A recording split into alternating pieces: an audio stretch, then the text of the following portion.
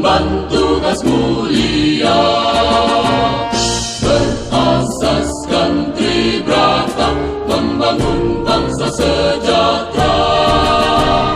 Polisi Indonesia.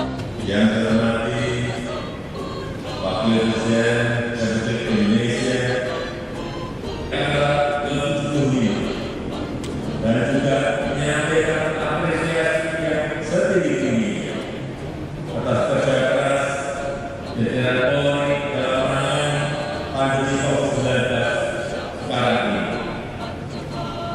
Dengan iman teguh ikhlas, doakan kebenaran dan keadilan, jiwa pengabdianku, lindungi, ayomi, layani masyarakat, Bayangkara Jaya.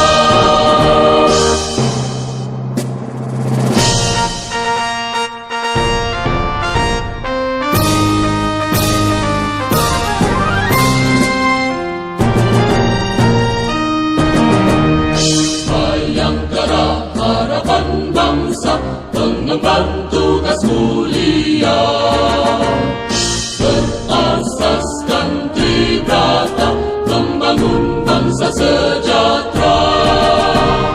Polisi Indonesia dituntut tugas sempurna, menegakkan hukum negeri, menjadi pandu berdiri.